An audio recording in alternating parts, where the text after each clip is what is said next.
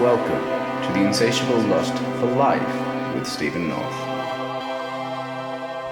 Greetings to you all and welcome to the Insatiable Lust for Life. I am Stephen North and I'm here with my beloved Amy North, who is my spirit guide and twin flame. And it's been a while since I've done an actual recording for the Insatiable Lust for Life due to wondering of what to focus on, what to talk about, looking at commercialization of the products, building websites. And the past few months has been about more the music, with the latest album of The Journey being released last month, as well as trying to commercialize the product and apply for government grants.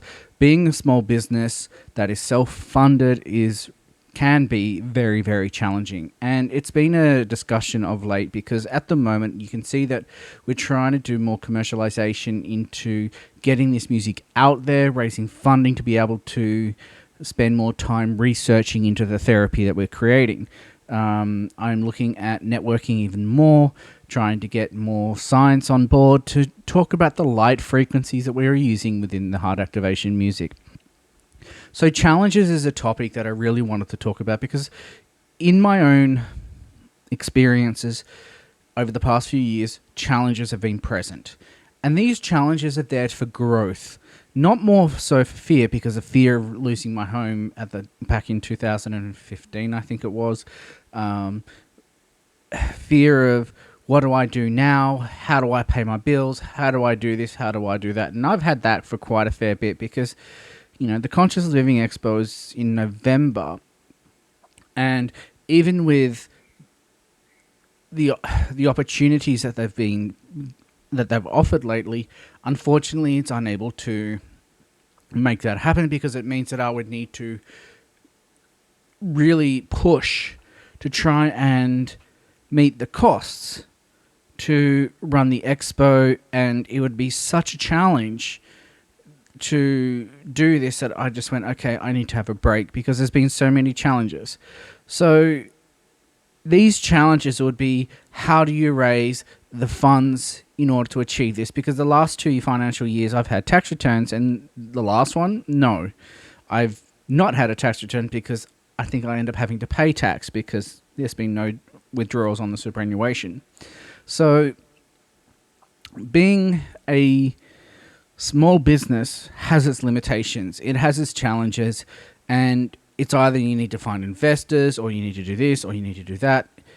Comes with how I can achieve what I need to achieve.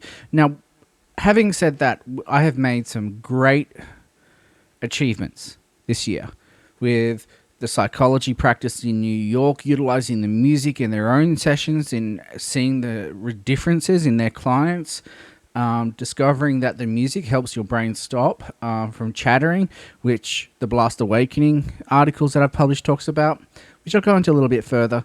But the challenges are there in order to bring us growth, to look at a way to change the way we think, change our mindset on how we deal with day-to-day things.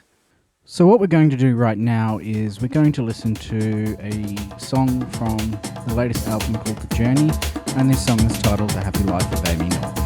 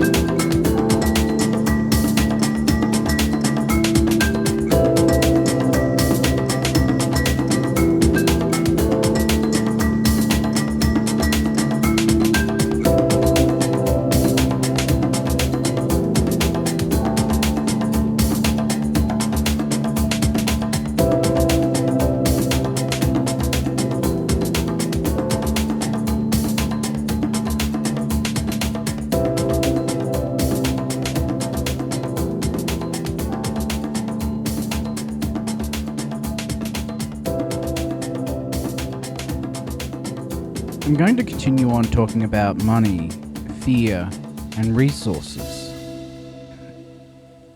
A few years ago, if I did not have a job, I'd be constantly applying for government jobs just so I could sit at a desk and work in order to have money. That money would pay for the drinking habits and the going out and pay the mortgage and pay the cars and the lifestyle that I lived at the time. Today, the way I see money per se is completely different compared to the way I used to look at it, whereas now it's like, okay, this is a resource, this is an energy. What energy can I create with this energy? If this energy is only allows me to purchase up to, say, 100 units of another energy, then how can I turn that into more energy? So rather than looking at it in a financial situation, I started looking at more of units in measurement, in energy, which is what the universe looks at it, because we're all energy in motion. So how can we fill up our resources with more energy? So this is where the poverty consciousness workshop that I've slowly got to work on and get that up and running to teach people how to break this oppression energy. And it's something that Amy discussed recently with Jocelyn Joy Thomas in an Amy session that we call, and where Amy starts talking about how there is this oppression energy. So it got me thinking, going, energy is energy. So if there is this oppressive energy, in theory, we'll be able to recode it, such as recoding an operating system on a computer, recoding an app on a mobile phone. We should, in theory, be able to change this. And before I get further into this, let's take a listen to one of the charting songs that I have on Spotify, which is Chanting for the Children.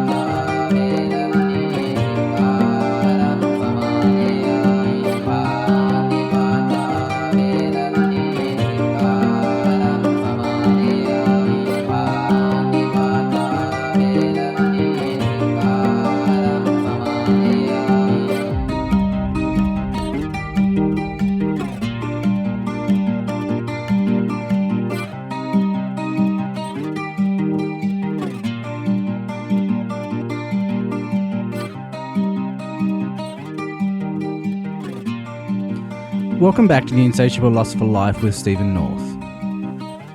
At the moment, I'm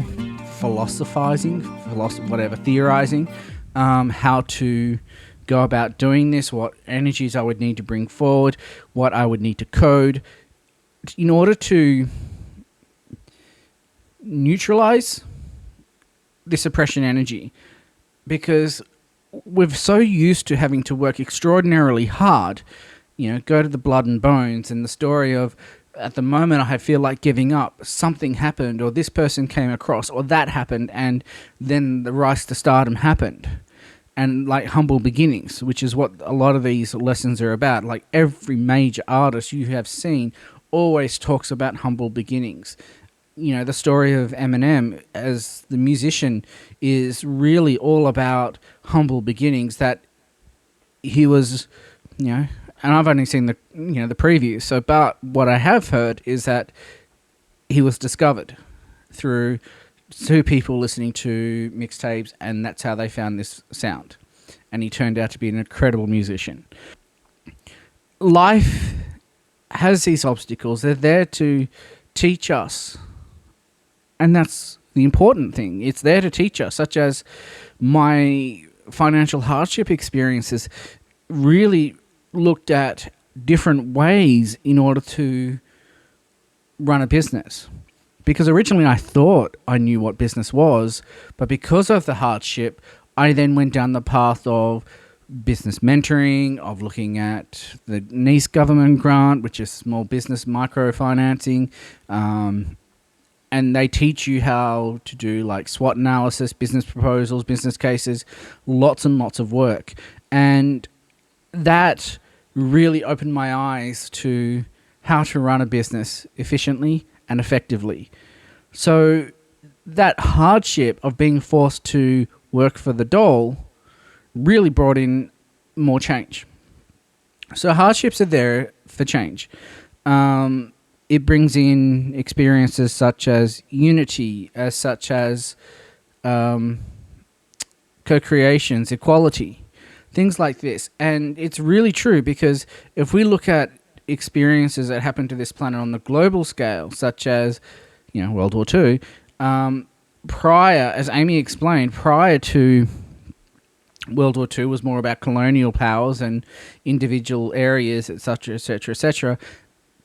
And then because of that experience with World War II, at the end of it, we had more equality and unity with the countries, with the US coming through as a superpower and etc., etc. So it allowed us more to trade more and know more what's going on with the world. So these obstacles that we see to be, or that we would label as dark, challenging experiences, are really there for growth and extraordinary growth. So it does also get very frustrating when you've been doing it for 3, 4, 5, 6, 10 years, going, when am I going to get a break? Because the idea of just going to get a job and working for the man or working for someone else really does seem enticing, especially when you just go, I've had enough. Let's just go back to a desk job. Let's just go back to the, for me, the medication regime, in order to be able to sit at a desk and plot away doing journals or something, mundane. It's not as exciting, and you don't have the freedom in order to go for a bushwalk in the middle of the day. So these challenges come in all different shapes and sizes. It could be challenges with the mind, it could be challenges with emotions, it could be challenges with the physical. They're all present, and it's really a different experience for sure. The song that I'm about to play for you now is a very vibrant, dancey, happy song that when I wrote it, I didn't realize that it was actually a very popular Punjabi wedding song.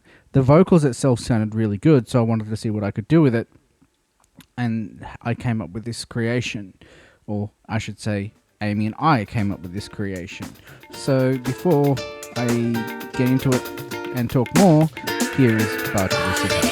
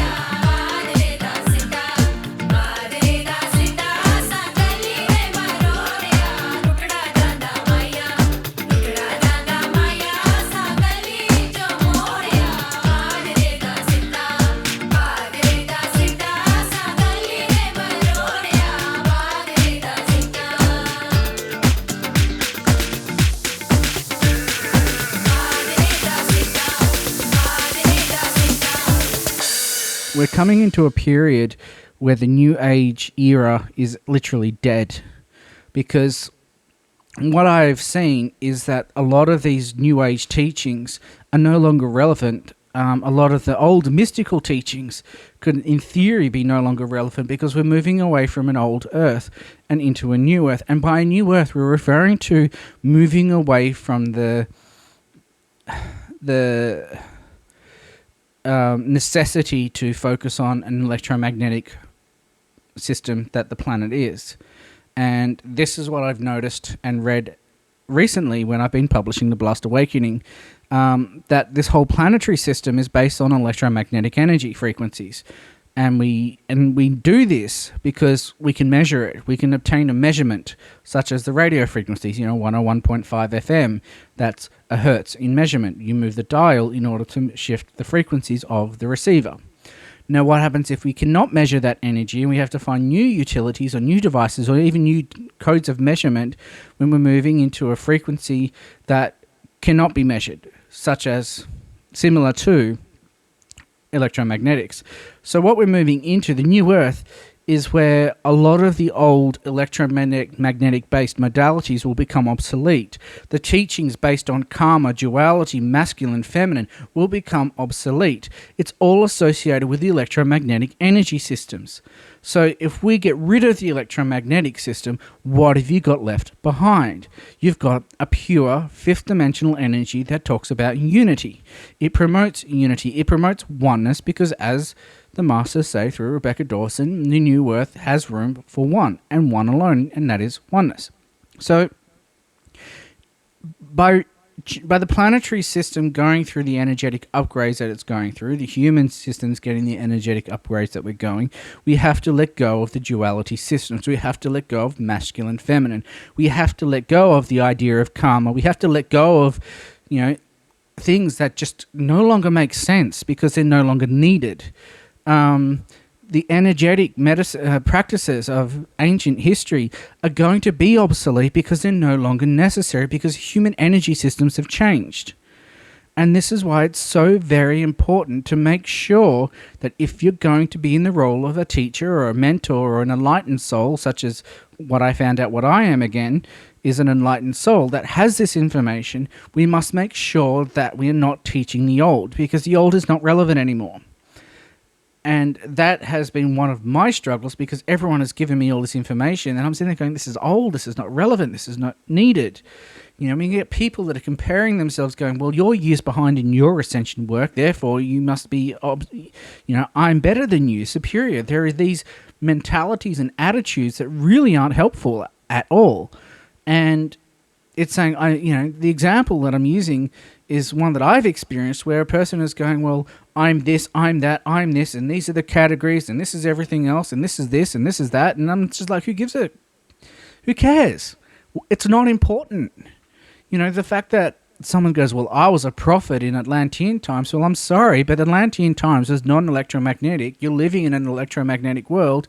You may as well say that it's just not relevant. I mean, what happens if you're a prostitute in a past life? You're going to sit there and say, hey, I'm a prostitute during Atlantean times? What's the point of creating an identity based on what you were?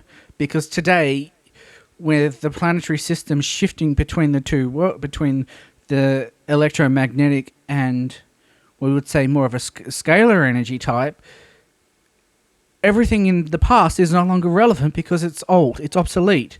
It's kind of like your car, you're driving around in a four-cylinder 1800s vehicle and today you're driving around in something that's running on electricity or helium or water or whatever it is.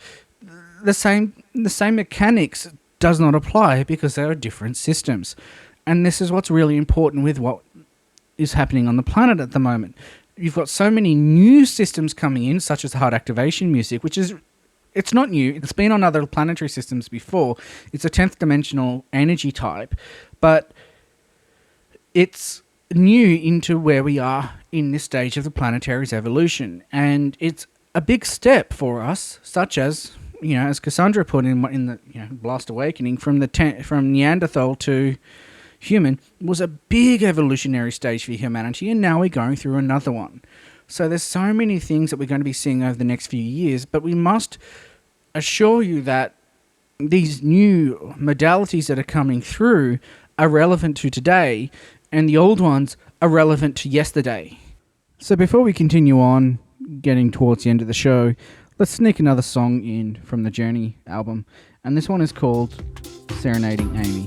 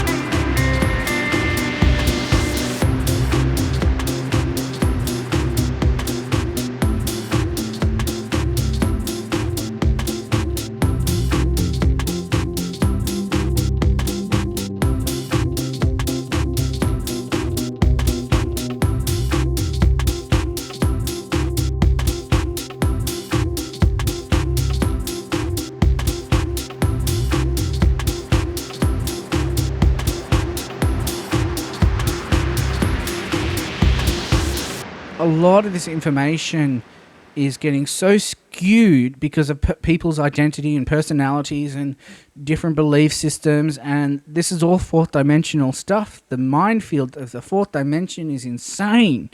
It really causes a lot of grief for people, and this is where Amy and myself can help, and this is where the heart activation music can help.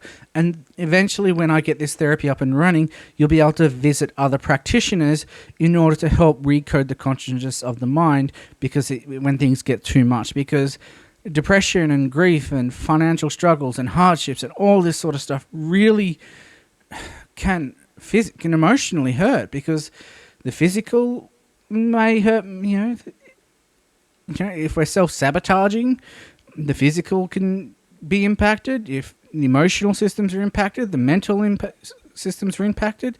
It really does create chaos within. There are ways to accelerate that change and not spend years dwelling on how to get through. It's like, okay, let's focus on rebuilding. Let's create new systems instead of having to destroy the old ones in order to create a new one. Let's transition and build new whilst the old closes. Very interesting concept. We can do it. It can be achieved. So the Journey music album has been released, and it's an incredible album. It's months and months of work. I've got another few albums. In fact, you could really put that as that was the introduction era, the journey era into discovery of the heart activation music therapy, because the information that Amy has recently brought through now is so different compared to when we first created it. It's now moving into a whole new field of the way that we do the work together, the way that the music is structured, the way that the light frequencies and the energy codes within that song is structured. It's going to be taking on a new life. So if you want to share the new songs that have just been released, there's some beautiful music, and I will play one of my favorites at the end of this very soon. This is Stephen North. I'm here with Amy North. We thank you for tuning in. This is the Insatiable Lust for Life. We are kickstarting this up again. We are doing it in shorter sessions, in shorter bursts, so that we can explore more. And we thank you so much for this opportunity to talk to you, and we shall speak with you soon.